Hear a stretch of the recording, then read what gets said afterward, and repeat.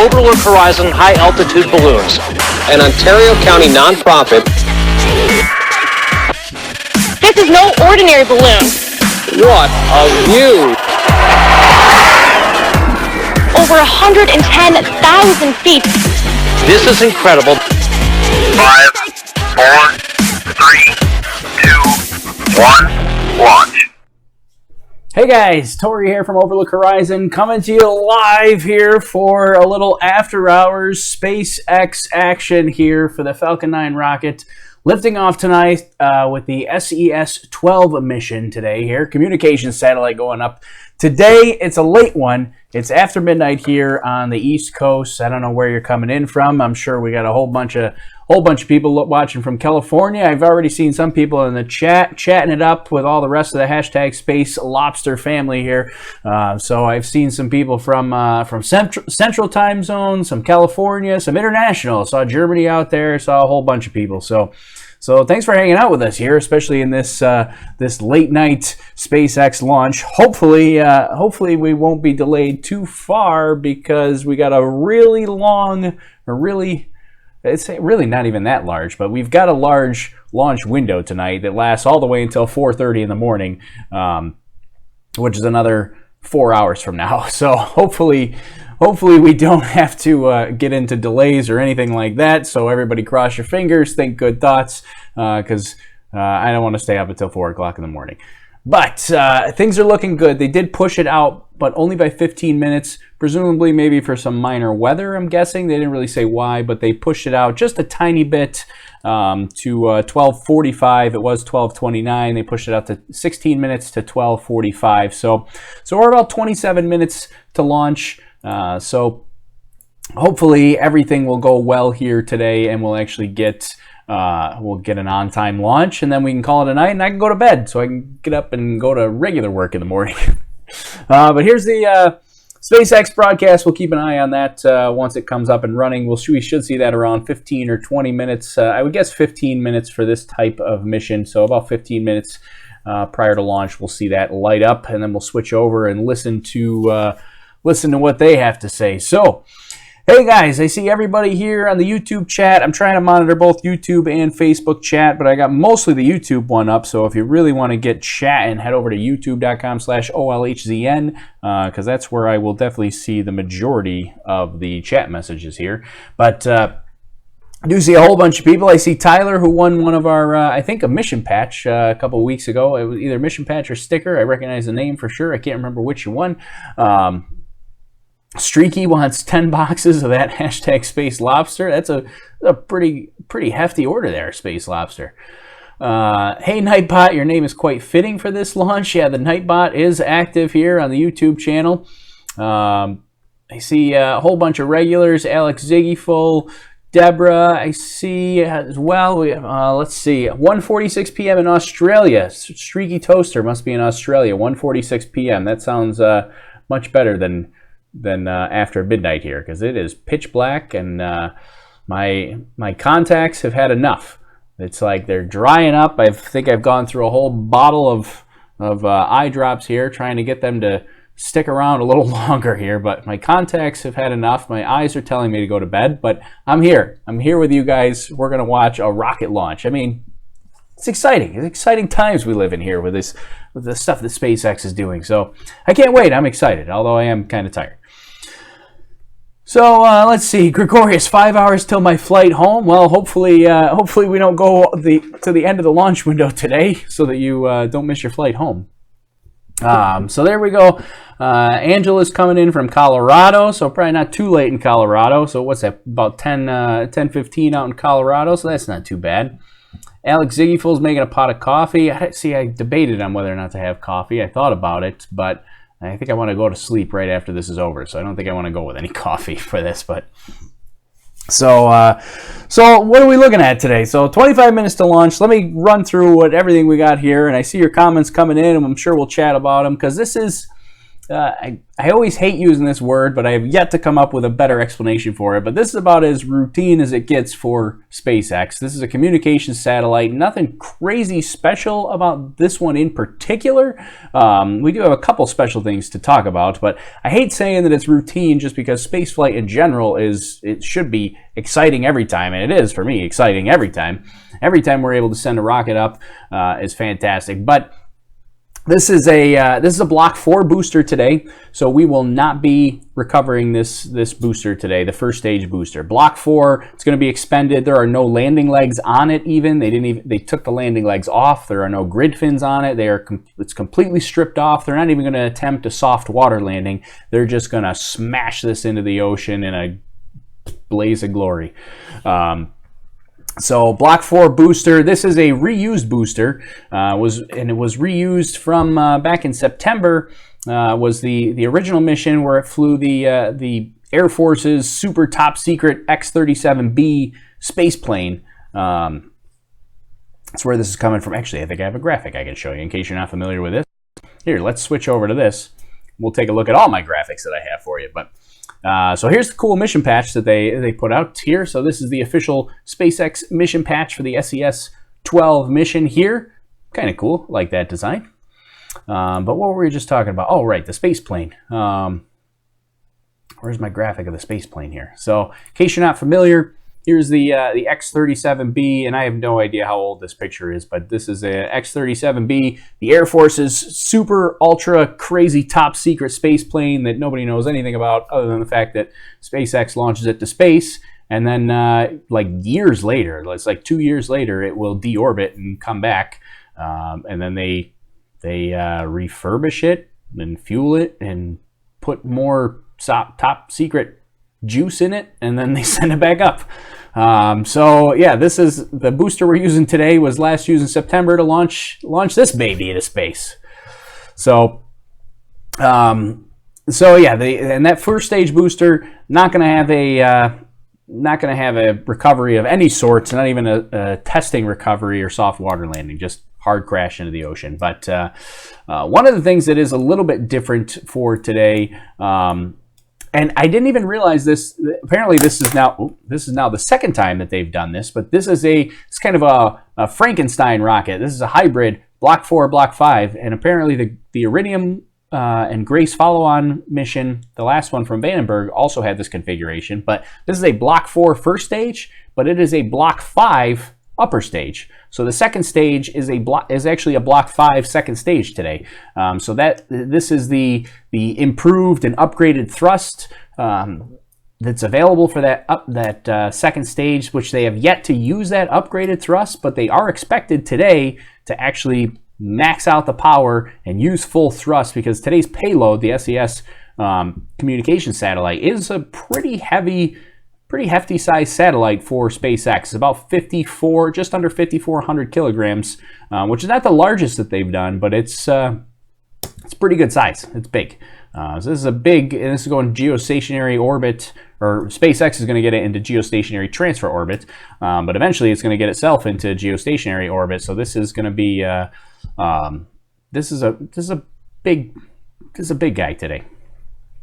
So Block 5 upper stage, and this should be, as far as I'm aware, this is the first time that they will use full thrust on the Block 5 upper stage, which it has that extra thrust available to it that the Block 4 upper stage did not have. So so that's a little bit different for today. And then we have no Mr. Steven on this side of the country. East Coast does not have a Mr. Steven boat, but they are expected to at least have a soft water landing for the payload fairings. So the payload fairings are expected to have a soft water landing. So here's a shot. This is not an animation. This is the real deal right here. This is an image that SpaceX put out from the last the Iridium recovery attempt. This is the payload fairing half under parachute coming down. This is madness. This is crazy. I really want to see video of this, but I'm super excited for this. What was I going to say? Just the images here. Sorry, lost my train of thought there. Started reading comments and trying to talk at the same time. But Anyway, so let's see, and I'm blinking like crazy because my contacts are drying up. So Fort Worth, Texas. Here I missed a couple of people here. I backed up, I think, a little bit too far. Let's see. Excited for this launch. Hi from India. Oh, we got India here. 9:49 in the morning in India. Yep, no Mr. Steven on this side. Where is it taking off from? So we are launching today. We're launching from Slick 40, the Space Launch Complex 40 on the East Coast. So this is down in Cape Canaveral, Florida. So this is a, ooh, they're getting it going here. This is a little bit early for them, but they might have this little splash screen for about 5 minutes or so. But so Slick 40 is a little bit further south than the big historic Space Shuttle Apollo pads. So it's one of, I think it's the next, is it the next one south, or is it two south? I got a diagram here somewhere we can take a look at, but these are all the launch pads here. So 39B and 39A, those are the big, huge launch pads, the historic ones that Apollo and the Space Shuttle launched from. And then we got, 41, that's right. 41 is the next one south from there. That's a ULA launch pad. And then Slick 40 is where we're launching from today. So it's the fourth pad from the north on Cape Canaveral. Smaller launch pad, but completely adequate for the Falcon 9. Let's see. Yeah, really quiet here. Hoping the neighbors don't have their windows open. Let's see. Why on earth isn't this in my sub box? Hashtag Space Owl. Yeah, there we go. Space Lobster After Dark. Yeah, so I'm so glad that so many people are actually hanging out here with us tonight. I thought maybe I'd be talking to myself here, but with it being so late. But yeah, we should. These guys should kick it into gear here in about 5 minutes, so I'm going to try to rifle through some of the stuff. And then we got about 30 minutes after launch before they deploy the satellite, so we'll do some chatting after launch as well, in case I miss any of this kind of stuff. So a couple things I do want to say about today's launch. I like to throw out the stats that we're looking at for today. So 62nd SpaceX launch. In their history, it's the 56th Falcon 9 launch, so the other launches were Falcon 1s and the Falcon Heavy. This is going to be the 47th SpaceX launch from the East Coast, which is the most popular one. This is going to be the 33rd SpaceX launch from Slick 40. So they use Slick 40. They also use pad 39A. So they've got a couple pads on Cape Canaveral there that they can use here on the East Coast. And then we've got Vandenberg on the West Coast. And then someday we're going to have the Texas launch pad ready that they're building. That will be I think that's going to be a BFR launch pad. But some talks about that maybe they might use it for Falcon Heavy as well. Who knows? But there is going to be another launch pad in Texas. 10th Falcon 9 launch for this year. So we are really cranking them out. They only did I think 17 or 18 launches last year, and we're already up to 10, and it's just the beginning of June here. So, and that's just the Falcon 9. So we also have the Falcon Heavy that launched. So we're up to 11 SpaceX launches for the entire year. So at this rate, I mean, we're looking at, they're looking at between, somewhere around 25-ish launches. They were expected to get to 30. It seems like they gotta pick up the pace if they're gonna hit 30, but I mean 25 launches is still fantastic. So this is gonna be the second and last journey of the flight proven Block 4 booster. This is B1040. So this is this is a reused booster. So this is the second time that this first stage booster has flown. Like we had mentioned, first time was back in September for the X-37B launch. These Block 4 first stage boosters only meant to fly twice, so no sense in recovering this. They're also making room for the Block 5 boosters, so this is going to be expended and just crash into a billion pieces. And then this is the sixth launch for SES, so as far as SpaceX is concerned. So this is the sixth time that SES has flown on a SpaceX flight, so hopefully they stick around and do more here. So So fantastic. There's our stats for today, and then our timeline for today that we're looking at, and we'll talk through this as the launch is going on. But we're already into RP1. That's the rocket grade kerosene. That started about T-minus 70 minutes. That's key. That's a key timeline, is a T-minus 70 minutes. And this is a Block 4 timeline. Block 5 has a much shorter timeline. They start RP1 loading like 30 minutes prior to launch instead of 70 minutes. So RP1 loading is a key time frame. They've started that. The next key one is liquid oxygen or LOX loading. They started that as well just before I went live on the broadcast. So those are the two big things that you really look for to see if there's a question about weather. Generally, they're going to hold off on those on fueling until they really know that the weather is going to be somewhat decent for launch. If they're really hesitant about the weather, they won't even start fueling.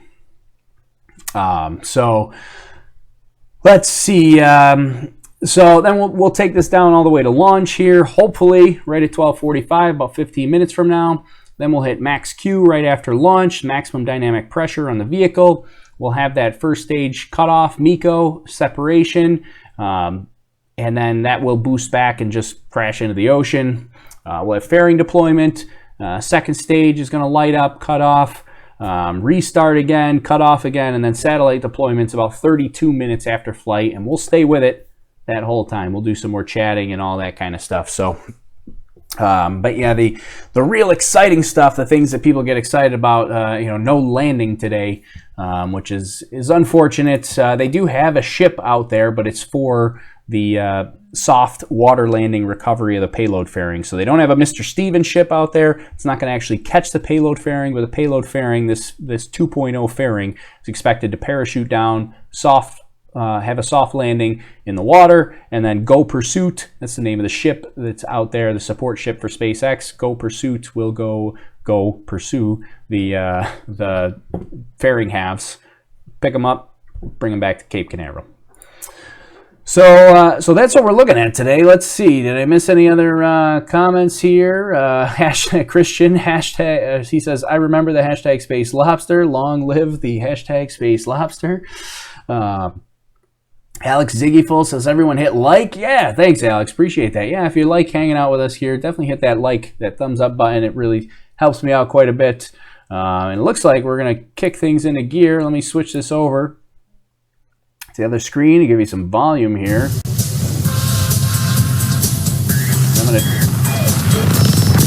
I'm gonna try to watch it and keep the volume up, but you let me know in the comments if the volume gets too loud or too quiet. I know it's kind of quiet right now. I'll turn it back up, but you let me know if it gets too loud or too quiet. I'll try to stay out of the way, but chat a little bit. It is Monday, June 4th at 12:32 a.m. Eastern Daylight Time, or 4:15 Coordinated Universal Time. And you are looking at a live view of a flight-proven Falcon 9 rocket on the SpaceX launch pad as it awaits its second launch since landing back in September of 2017. Welcome to today's webcast of the SpaceX SES-12 mission from Space Launch Complex 40 at Cape Canaveral Air Force Station in Florida.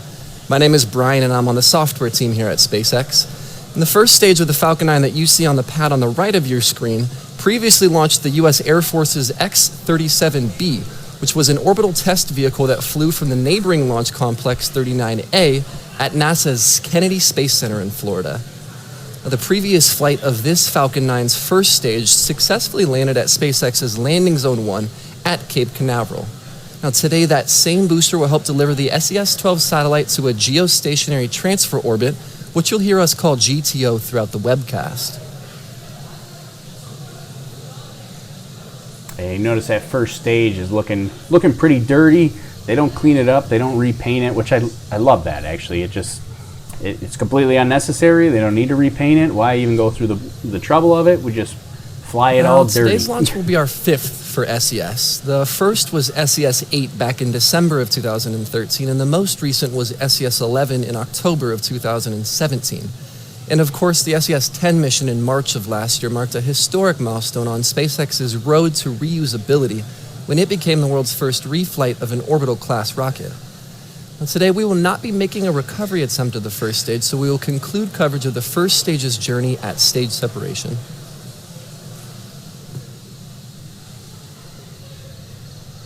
Yeah, and so he said they're going to conclude coverage. It's just the first stage coverage, I believe. They're going to continue on with Falcon coverage. 9 on your screen rolled out of the hangar and was raised to vertical on the launch pad early this morning, East Coast time.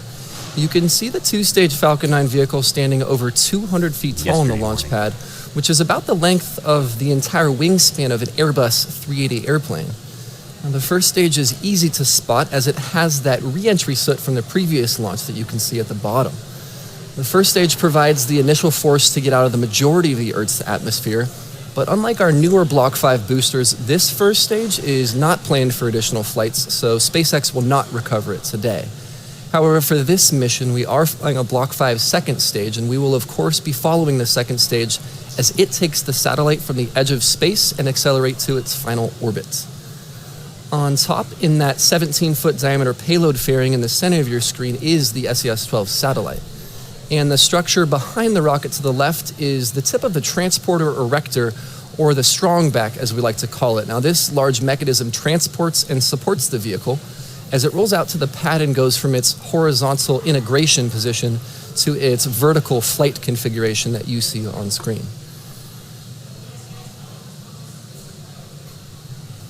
You can see the big lightning towers too on the far right-hand side there. Big giant lightning tower. Cape Canaveral, one of the lightning capitals of the world. A lot of lightning down there, and those lightning towers play an important role in keeping any lightning strikes away from the rocket. During pre-launch status updates, we like to check on 4 primary items, and those are the vehicle, the payload, the range, and the weather. Now, regarding the vehicle, propellant loading began for fuel and oxidizer at about T-minus 72 minutes. And an initial no-go poll was held at around the same time. The first propellant, which is the rocket-grade kerosene fuel, is mostly loaded onto both stages by this point and is currently being topped off. And then the second propellant, the liquid oxygen, is only partially loaded and is currently in a planned pause while we actually load the pressurant, the helium, to its final flight mass. Once we confirm that we have sufficient helium on board, we will resume the liquid oxygen loading to its final values. So regarding the payload, SES-12 is healthy within those fairings. At this moment, they're performing final flight checks before liftoff, and those are going smoothly. Regarding the range, they are ready to support as always. They usually clear the area around the launch pad, including the airspace and even the surrounding coast.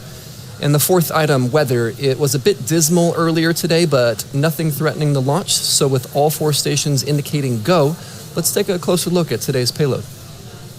It's good news. No major issues that we're looking at for today.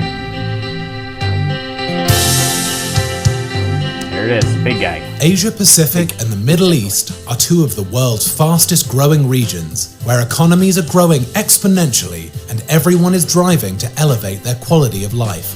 People want it all, whether it's seeking immersive video viewing experiences or enjoying top internet speeds at home and abroad.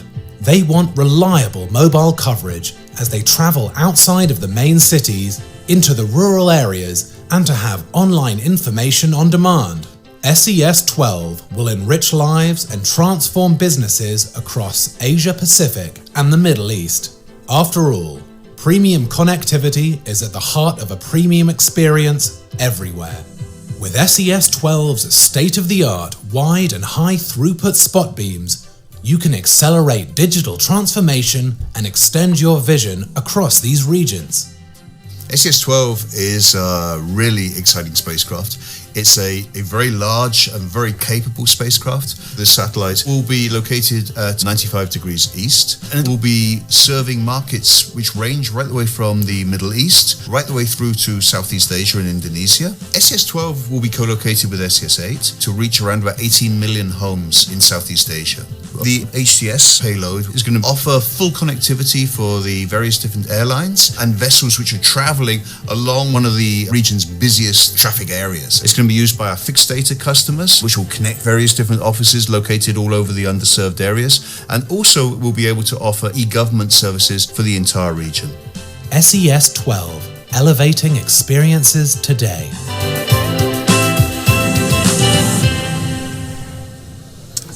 At this point, first stage and second stage are almost fully loaded with collectively around 1 million pounds of propellant.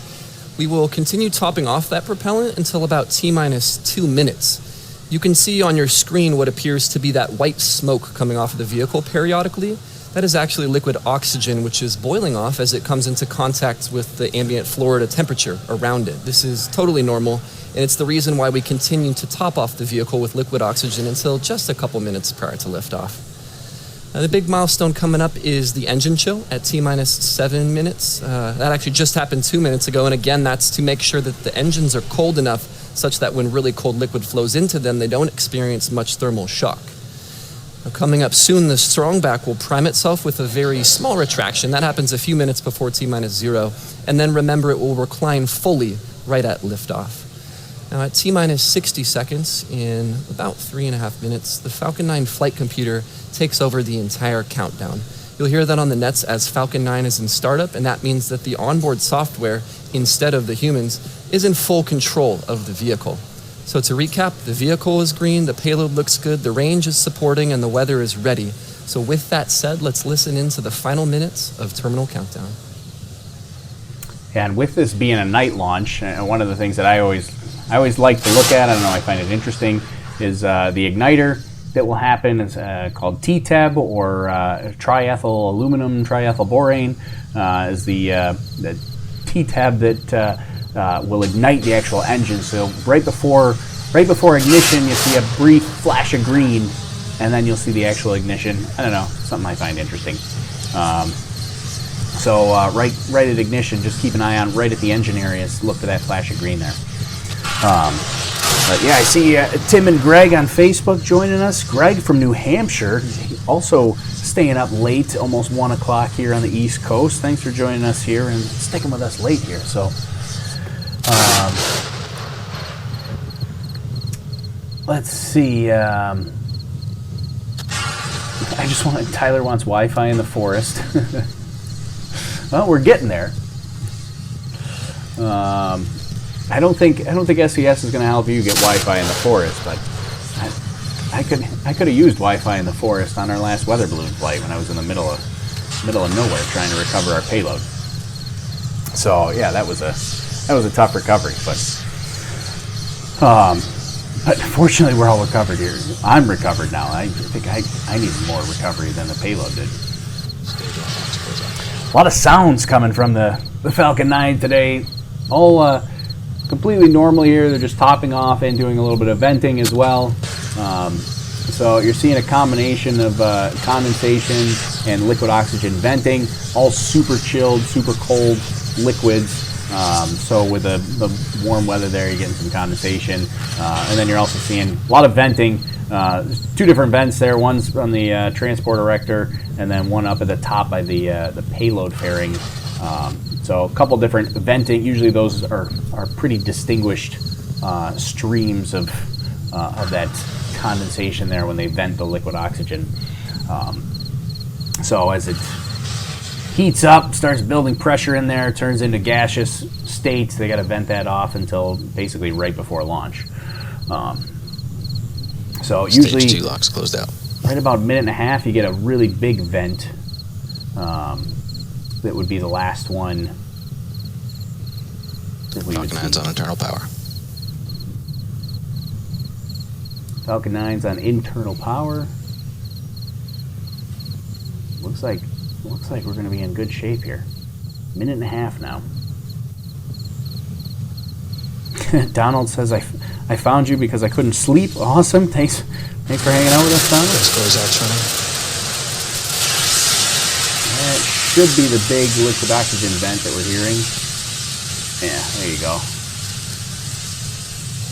Big, huge liquid oxygen vent. That's the last big vent that you see. So if you're ever watching one of these in person, when you see that big vent happen, if you don't have access to the actual countdown, if you see that big vent, then you know you're about a minute and a half, a little under a minute and a half. Falcon 9's in startup. Here we go. I'm going to try to stay quiet and see.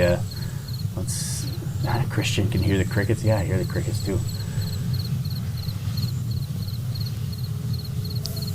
LD go for launch. Launch directors go.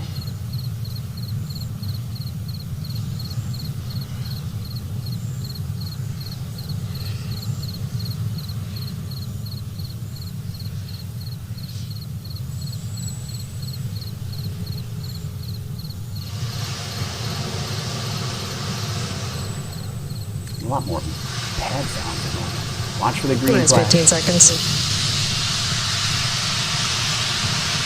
10, 9, 8, 7, 6, 5, 4, 3, 2, 1, 0. Ignition. Liftoff. Minutes away.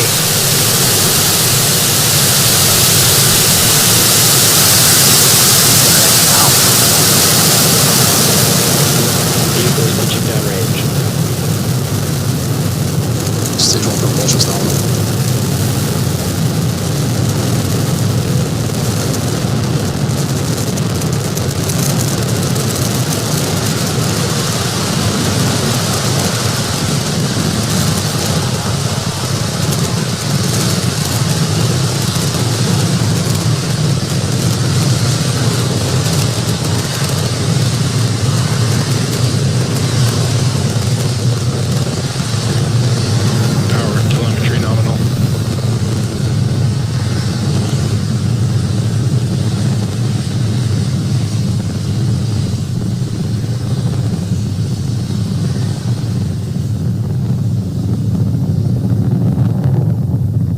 Vehicle is supersonic.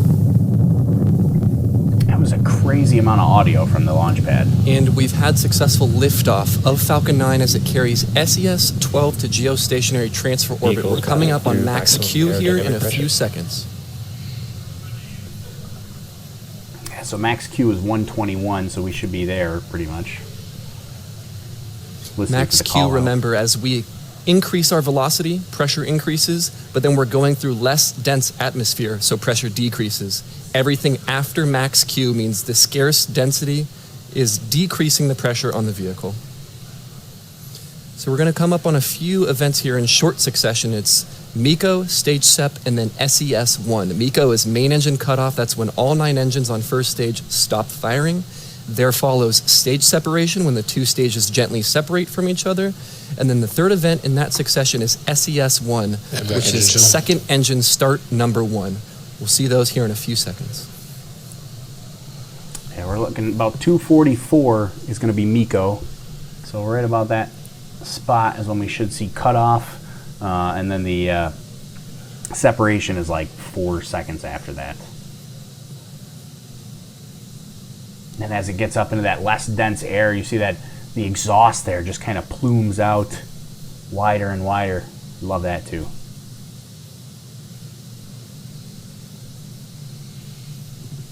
I like that they have a light inside the inner stage so that you can actually see the engine bell of the upper stage. So that's the upper stage on the right. You're looking inside the inner stage there. MECO. Stage first confirmed. And watch the engine bell on the second stage. You'll see a ring fall off of it. Maybe. Oh, there it goes. The stiffener ring that holds the engine bell. Good first stage performance.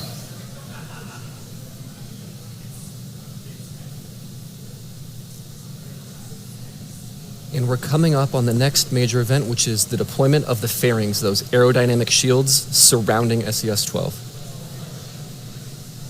STS is safe. Yeah, fairing deployment. It should be like right now. There it goes. Oh, look at that. You can see it. And the fairings have deployed. So to recap all that quickly, we had max Q, max pressure, and then the main engine's cut off, and then the stages separated, and then we had second engine start. Now this is the first of 2 planned burns that the second stage will conduct. Then the fairings deployed thereafter, exposing SES-12 to space. We don't need that extra mass once we're outside of the atmosphere. We no longer need our aerodynamic shield. Now a quick note on the fairings. While we aren't attempting recovery of the fairings today, we have been attempting to recover fairings during our West Coast launches. Now, last launch, we got pretty close with the fairing landing about 50 meters from Mr. Steven, which is our catch boat, and we will continue those recovery attempts until we're successful, but not on today's SES-12 mission. So we're going for a few minutes here. This burn is, again, 6 minutes long. We've gone through about 2 minutes of it. So this will continue for another about 4 minutes, and then we'll reach SECO 1, which is second engine cutoff number 1. Yeah, so that's at about SECO 1 is at 8:25. So yeah, we got just under 4 minutes until that happens.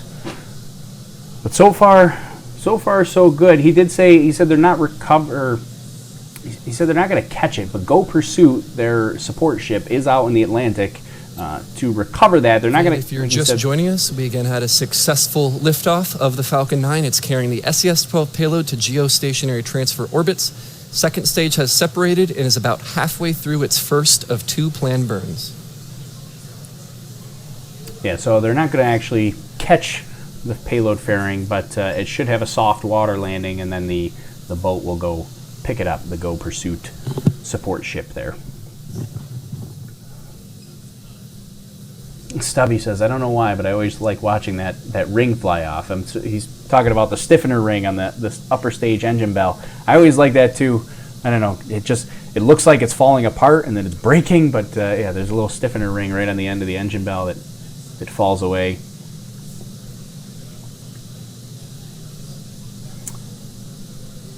Let's see, what else did I miss here? It's currently T plus 6 minutes. We have about 2.5 minutes left in this first of 2 burns for the second stage until we enter about a 17-minute coast period. So again, the second stage is carrying SES-12 to its geostationary transfer orbit. 2 minutes remain in this burn. Yeah, a bunch of people commented about the audio. They really had the launch pad mic'd up really well today, and I don't know why. It doesn't seem like they usually pipe that audio in that well like they did today, but you could hear every vent and every click and shift and everything. You can hear the crickets. Continues to be nominal.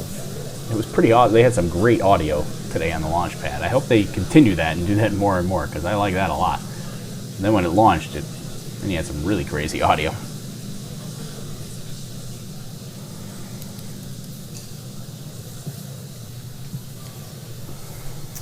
Checking in again, we're at T plus 7 minutes. Second stage is still burning. This burn is again 6 minutes in full duration. There is about 80 seconds or so remaining in this burn as it glows ember red there. After this burn concludes, this will be SECO 1, second engine cutoff number 1, and then second stage will coast with SES-12 for about 17 minutes before it lights again.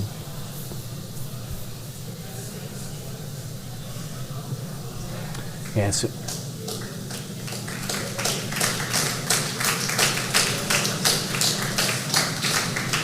I don't know what all the clapping is about. Maybe the payload fairing? Maybe we're hearing audio from the, assuming that's SpaceX Mission Control. They might have a second camera angle. But a lot of clapping. I don't know what that was for. I'm assuming maybe the payload fairing, maybe the parachute was out and they were clapping for that, or maybe it had the soft water landing. Not really sure. Now we've reached T plus 8 minutes. 20 seconds from now, this burn should conclude, marking SECO 1, second engine cutoff number 1. Stage 2 FTS has saved. So Tyler asks, why is the altitude going down? So that's a good question. It's really hard for me to animate that, but getting into orbit is not as simple as just going as high as you can. So typically they will, I don't know, if I had Kerbal Space Program up, I could animate that, but it is normal, the altitude to go down. You heard the call out for successful cutoff of the MVAC engine. Now, the 9 Merlin 1D or Merlin 1 engines on the first stage are different than the single engine on that second stage. That second stage engine that just cut off is called MVAC-D because it's designed to function optimally in the vacuum of space. It's housed inside the rocket's inner stage when the 2 stages are still attached, and it's designed to burn for about 6 minutes and can be shut down and restarted multiple times to deliver payloads to different orbits as they're needed. Nearly identical to the first stage Merlin engines in shape, MVAC-D is modified with a slightly larger nozzle to maximize efficiency in low-pressure exhaust conditions like space. So with that shutdown of the first of 2 burns, we're now going to break for about a 17-minute coast, and then we're going to come back for coverage of the relight of that MVAC engine and then the deployment of SES-12.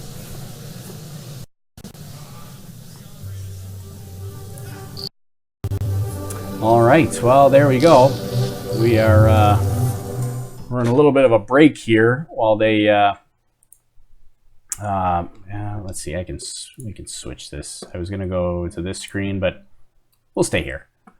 Stay right here and maybe just pull the volume down a little bit, just because I got some music going on. Let's see, let me get that down so it's not too distracting in my ear. Just have a little bit of volume. And then we're waiting for the relight. So the restart of this is going to be at 26 minutes. So we got about 16 minutes before they restart that upper stage engine. And then that's as pretty much usual. The second burn is really short. It's only, what is that? Actually, well, this is a longer one. It's about 1 minute and 7 seconds. So that's, but still much shorter than the 6-minute burn that we just had. But there's a look at that's the SES satellite. You can barely see past it, just because it's so large. But yeah, we'll have another short burn that's going to happen at a 26-minute mark, and then shortly thereafter we'll have the satellite deployment at 32 minutes. So stick around. We still got about 20 minutes here to go before we get into there. But I did want to mention, I started mentioning it, and I think I didn't even know if I have anything good that I can say without an animation, but it is normal. Tyler had asked about the altitude going down. So after you pass apogee, which is the peak of your ballistic trajectory, after you pass apogee, the rocket is still going to try to continue sideways, basically, and gaining as much velocity as possible. And there's a brief moment where they pass apogee and the altitude drops, but the rocket is still going sideways. So it's coming down but going sideways, and eventually you get enough altitude or you get enough speed where your altitude then starts to rise, because you're basically outrunning the Earth, essentially, kind of. Yeah, really hard to explain that without an animation of some sort. But moral of the story, it's normal for the altitude to go down briefly after you pass apogee and you're burning that upper stage. So let's see, it doesn't have to happen that way. If you play Kerbal Space Program, you can go right up to apogee and then or burn right before apogee. But SpaceX they're doing really efficient paths into orbit. What am I trying to say there? So they're going for the most efficient way possible. So anyways, all right, I did a terrible job explaining that, but that's my best shot at it. Let's see. Yeah, so we launched 12 minutes ago. Somebody said, what time did we launch? We launched 13 minutes ago. Let's see, you have to do an apogee kick to get to orbit, which requires a prograde burn at apogee. Obviously, said burn takes you past apogee, causing the vessel to fall in altitude as it completes its burn. Right, that's what I was attempting to say, is what Tom said. Yeah, basically you're starting your burn at apogee, kind of, but you start your burn at apogee, and then you pass apogee, you fall a little bit, but you're burning to hopefully circularize your orbit. Let's see. Yeah. All right. So one thing that we can talk about here, while we've got a little bit of a lull, is we are going to geostationary transfer orbit, which a lot of people get a little bit confused. I do have a graphic that I like to show. So we're going to geostationary transfer orbit, which is this green orbit here. Right now, the Falcon 9 is in parking orbit, which is the red solid circle that's closest to the Earth. The big blue dot is Earth. The red solid circle, that's parking orbit. That's where we are right now, basically in a big circle around the Earth. That second burn that we're going to have is what's going to take us from that parking orbit into the transfer orbit, geostationary transfer orbit. And then from there, SpaceX is going to deploy the satellite and leaves it. The satellite will be responsible to actually get itself into geostationary orbit. And this the transfer orbit can vary based on the mission. So you know, they can be wider or narrower depending on what SpaceX is able to do. But yeah, essentially they're putting it into transfer orbit, and then the spacecraft itself, the satellite, will get itself into the final red dashed line. That's geostationary transfer orbit, where the satellite will basically stay in one spot over the Earth, and as the Earth rotates, the satellite will rotate around with it and essentially stay in the same spot in the sky all the time. So yeah, that's what we're looking at for today. And then a couple other things that we missed that we started talking about. So I showed this this photo here earlier. This is what should have happened today, although it would have been pretty dark. So probably not going to get any photos of it from today's flight. But this is from the Iridium flight.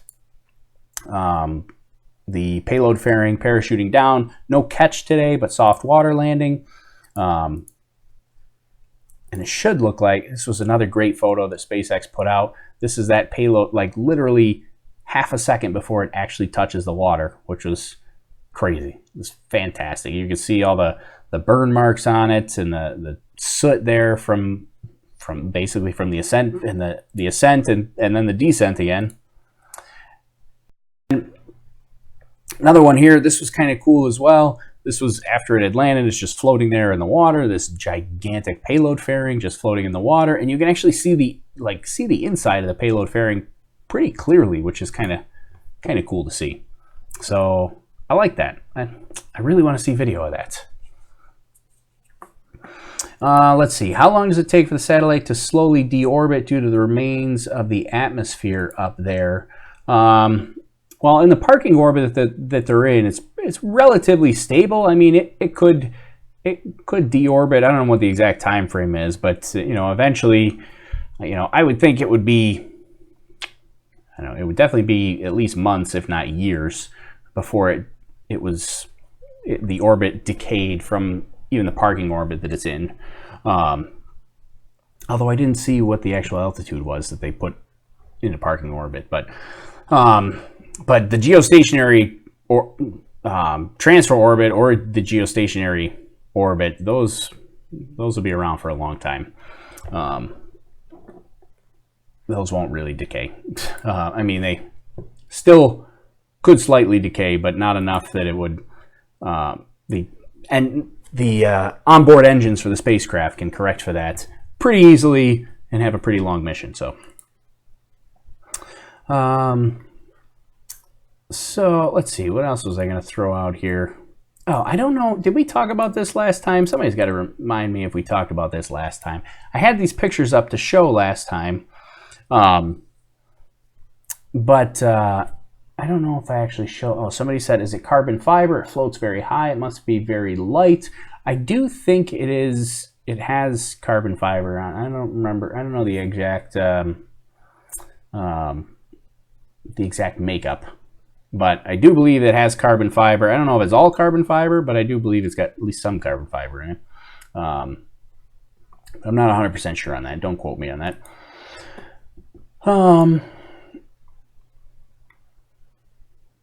Let's see. Okay, so I had this up, and I don't know if we talked about this before, but something that I'm getting pretty excited about for SpaceX is we got coming up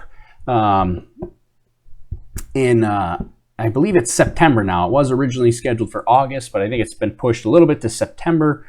September is going to be the first uncrewed test mission for the Dragon 2 capsule, which is crazy. Super exciting. That's coming up. SpaceX put out this photo here. This is basically the what is this called? I know it. It is a. It's basically they're testing like electromagnetic interference, and it is a. Gosh, what is the name of the chamber that it's in? I'm drawing a blank. It's a late night, but there's a name for that chamber. If somebody remembers the name, tell me what the name of it is. I'm drawing a blank. It starts with an E, but I'm drawing a blank on it. But anyways, so they started doing some tests on the Dragon here, But it was great to see. I mean, this is probably hard to see in the broadcast, but you blow this picture up. It's on Twitter if you go to SpaceX's Twitter account. But they have, like, there's a lot of detail that you're able to see on this Dragon 2 capsule, the Crew Dragon capsule, which is fantastic. And then there's also, this is a couple weeks old here now, but I don't think we had talked about it yet. I think we ran out of time last time, or maybe we did talk about it. I don't remember. But you got astronaut Sonny Williams that was actually in that's the SpaceX spacesuit and training on the Dragon 2 capsule, an actual simulator for the Dragon 2 with touchscreens and all. This is awesome. This is exciting time. Like this looks like it's out of a movie set here. This is crazy how. Yeah, there you go. Somebody. No,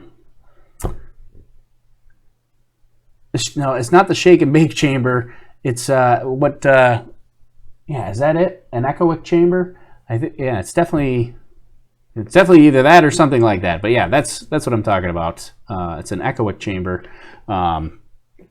That's what we were looking for here. This guy, an echoic chamber. So basically, there's a whole bunch of, if you can see in the background, there's a bunch of absorbing material in the background, and it's testing for like electromagnetic interference and all kinds of crazy stuff like that. I can't pretend too much to know that I know all the details of what's going on there, but still, it was pretty cool to see that they're really getting into testing here now. So yeah, back to here's Sonny Williams, or Sunita Williams, NASA astronaut that's training on the Dragon 2 capsule. Amazing picture. A couple of people have mentioned their concerns about it being all touch screens. I don't necessarily know if I have a crazy concern about it. I mean, I'm sure they've got redundancies in place and things like that, so that if something goes down, that they can make sure it works right. I'm sure it's not like the touch screens on your computer, your home computer or your phone that's going to screw something up or blow up the ship with the wrong push of a button. But yeah, there were a couple people commenting about there being touch screens. I wasn't that concerned about it, but you got to start moving forward. We got to get to the future here. That was a pretty sweet picture. It looked like it's out of a movie here. And then, did we miss anything else here that I had meant that I was going to cover?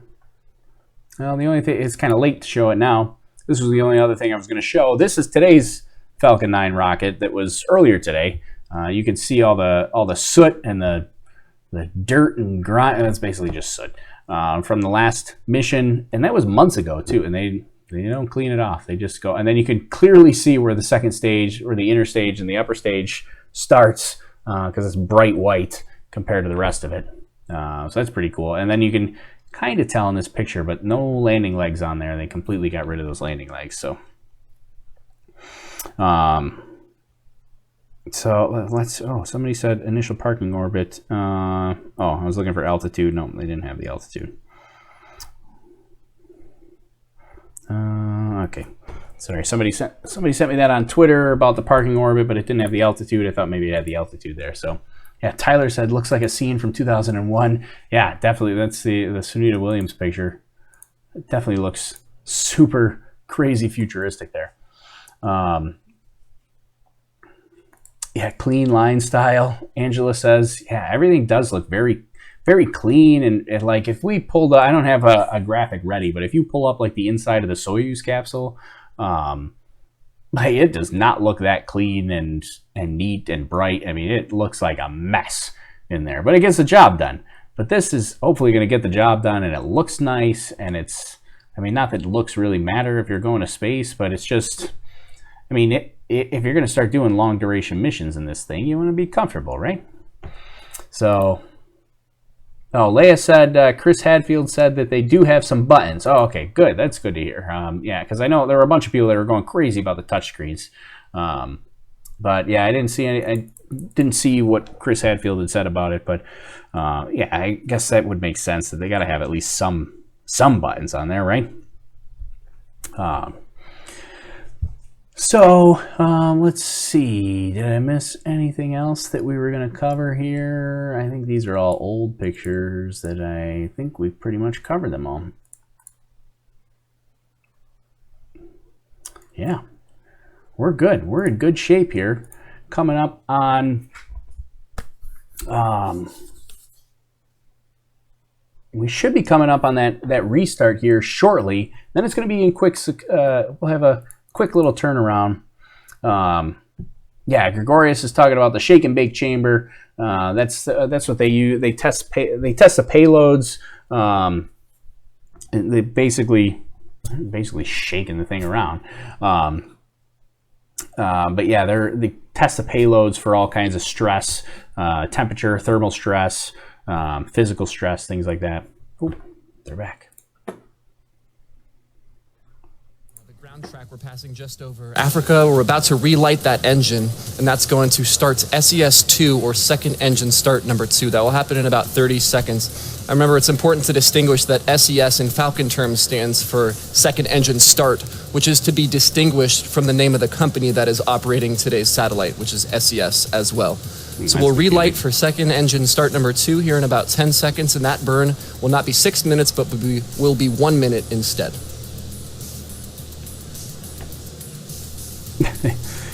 Yeah, so this is a quick 1 minute burn here. You see a little bit of ice crystals coming off there. There we go. There's ignition.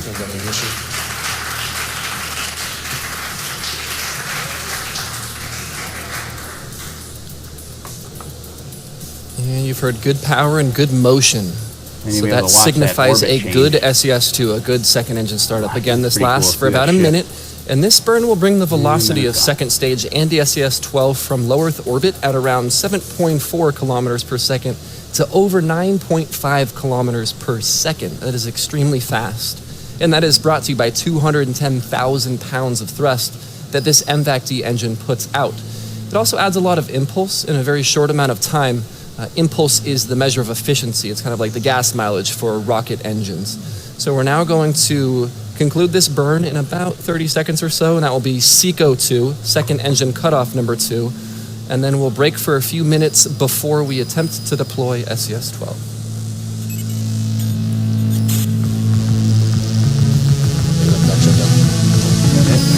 We're just going to leave us there.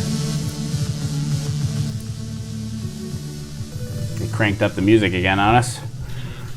And that clapping that you can hear in the background signifies that we did have successful SECO-2, second engine cutoff. So with that large delta V from that second and final burn, we now wait for a few minutes before we actually attempt to deploy SES-12 into its geostationary transfer orbit. So we'll return to that in about 2 minutes.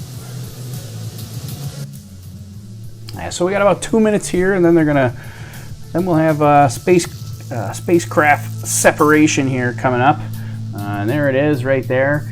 And I don't know why the big long delay. Typically it's likely to get it into the right orientation to help it out there, but you know, I don't see them doing any rotating at all. Oh, maybe it looked like a thruster fire there.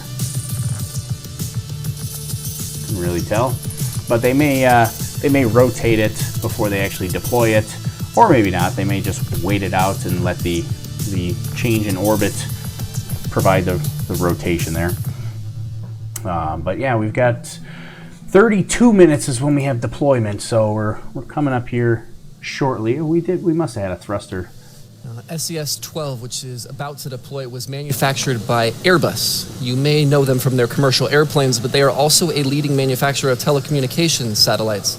Let's take a behind-the-scenes look at the development of the SES-12 satellite, which is set to deploy just a few minutes from now, courtesy of the team over at Airbus.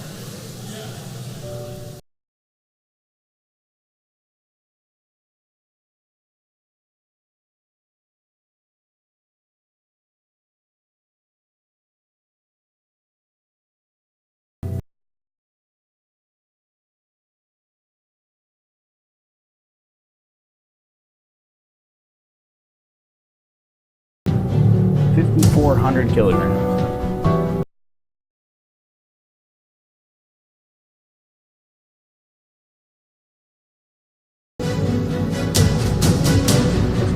talk. I could probably turn this music down just a little bit and I can talk over it, but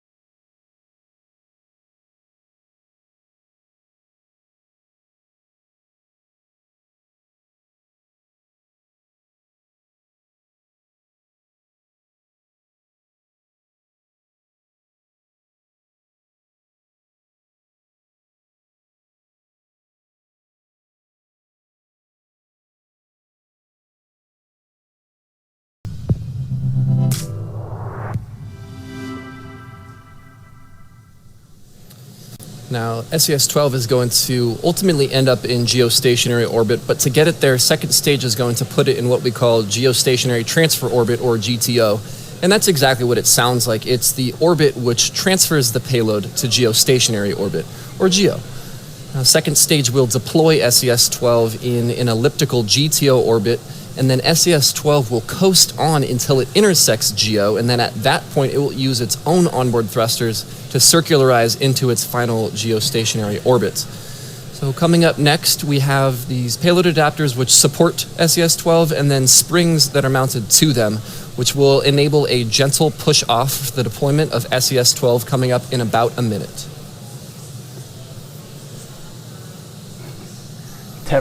Deborah said the clapping is very lackluster tonight. They do. It does seem like maybe they got a light crowd at SpaceX Mission Control. You get like 6 people that are out there like, yay.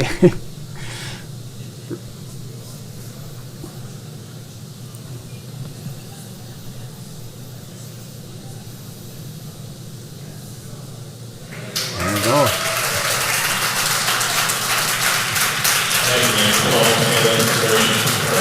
And as you hear the call-outs on the net and the clapping behind me and the video footage of SES gracefully floating away, that will bring our webcast to a close. To recap, we had a successful liftoff, a successful stage separation, and continuation of SES-12 into GTO.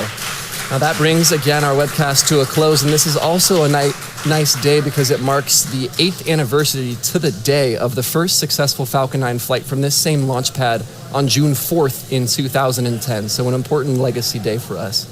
We'd like to thank our customer, SES, for their legacy with our launch platform. We would like to thank the United States Air Force as well as the range for their continued support. And we would like to thank the FAA for their readiness to license us, as always.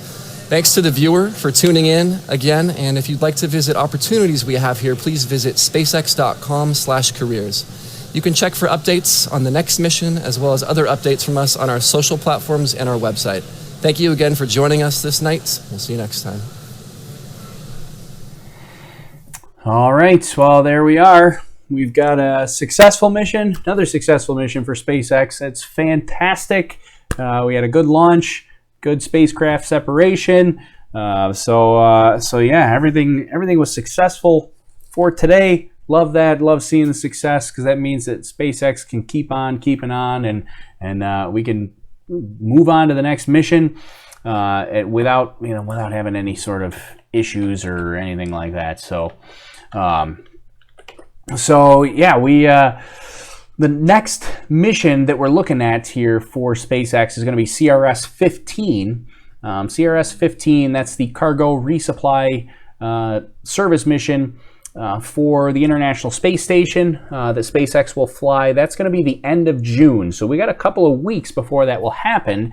And I will likely be probably going to live broadcast that from the beach.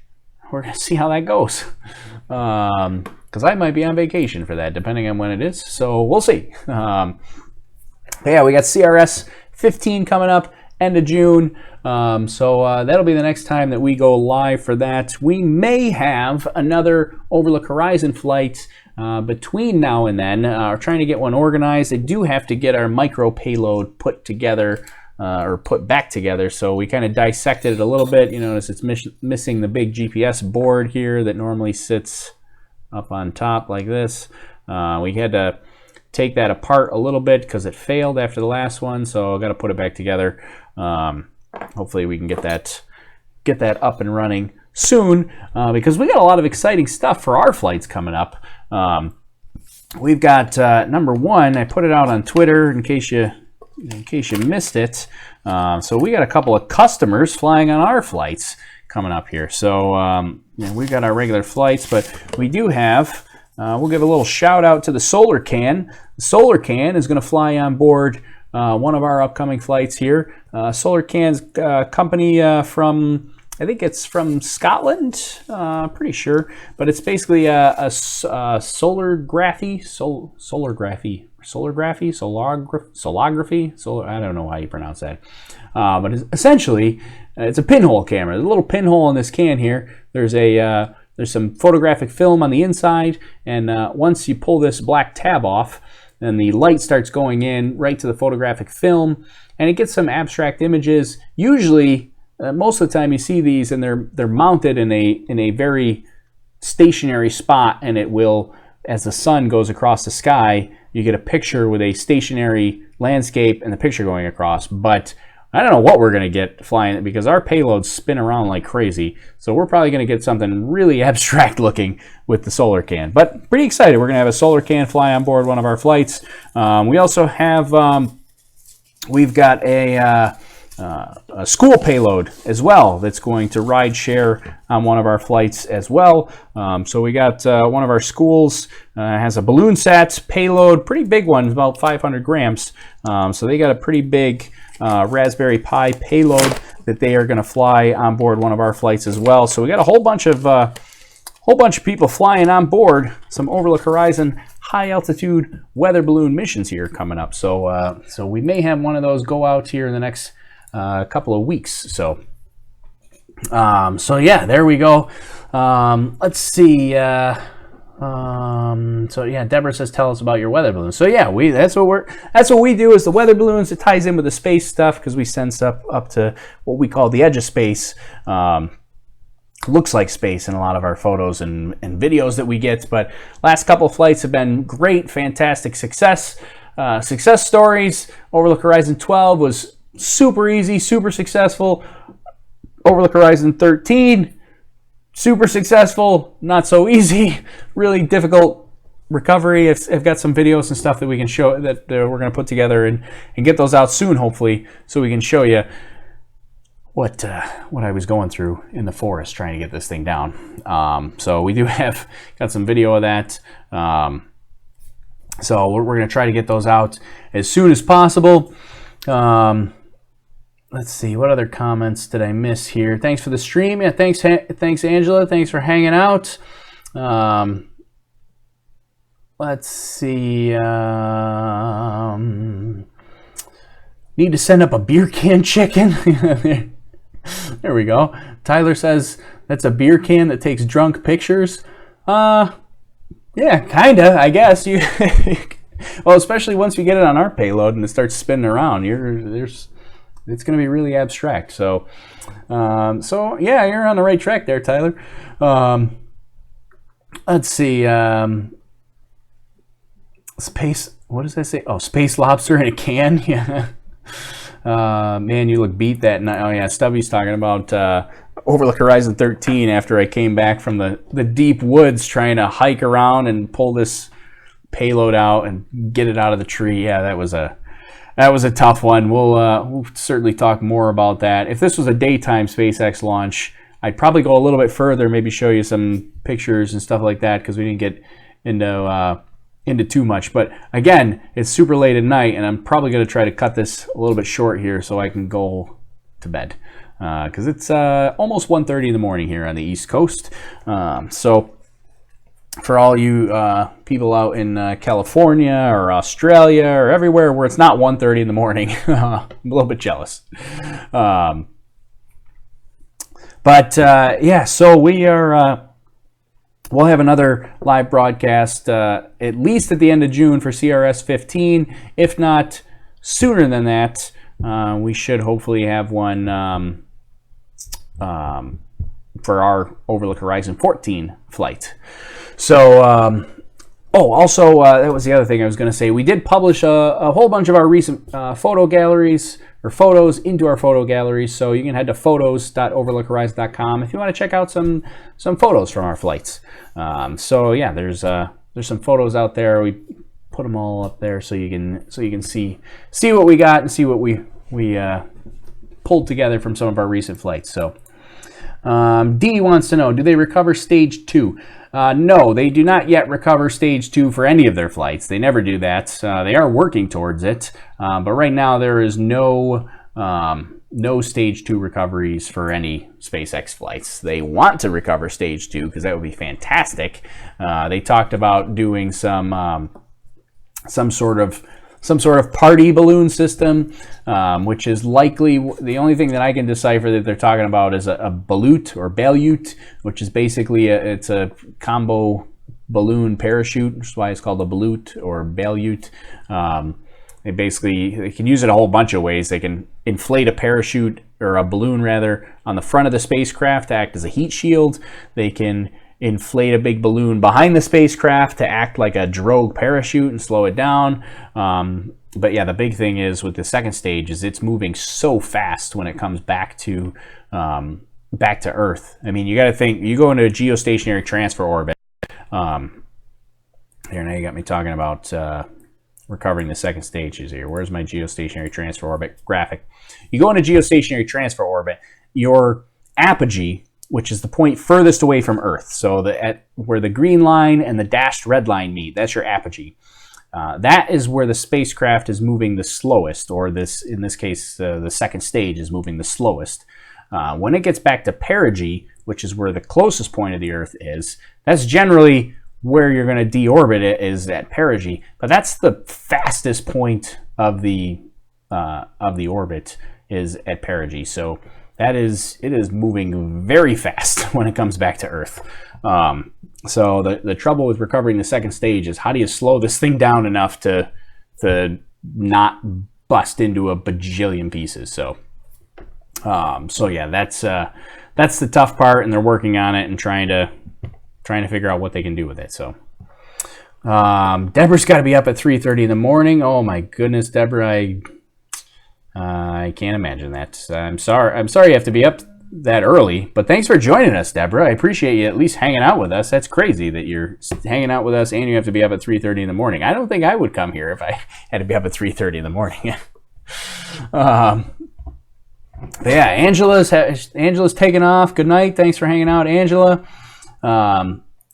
Yeah, so I think I'm going to pretty much end it here as well. For myself and take off as well, because I also have to get up in the morning and go to regular work for me as a software engineer. So I've got to do that in the morning. So, but we'll have more coming. We got more broadcasts coming. Definitely by the end of June, we'll have the CRS one. Hopefully Overlook Horizon 14. Hopefully we can get that in. If the weather cooperates, we can get that in here in the next couple weeks. And then we've got some video footage because we just did 2 flights in one weekend last weekend. Two Overlook Horizon flights in one weekend. Overlook Horizon 12 and Overlook Horizon 13. 2 days apart, or 1 day in between. So yeah, 2 days apart. Crazy. So got lots of photo and video footage that we got to share from all that stuff as well. So all right, my eyelids are sticking together. My contacts are bothering me. They've had enough. They want to check out. We're going to try to make them stick around long enough so that I can go take them out myself. So Alex says, hit that like button. Yeah, hit the like button if you want. And if you like hanging out with us here, and also hit that subscribe button and hit the notification bell if you want to get notified next time we go live. But yeah, if you subscribe, that would be fantastic. We like having people around. We like chatting it up with everybody and having a good time here with the hashtag Space Lobster family here. So, yeah, appreciate everybody hanging around, especially for it being super late night here, which is crazy. I can't believe how many people just hung around here while we were, being that it's 1:30 in the morning. So, yeah, super appreciative that everybody stuck around and hung out with us for the night here, even with this, the Space Lobster After Dark party. So, yeah. All right. Well, we said it all. We've said enough. So I think we're gonna take off. I subscribed. See, in September. Angela's not coming back till September. We'll be back before September.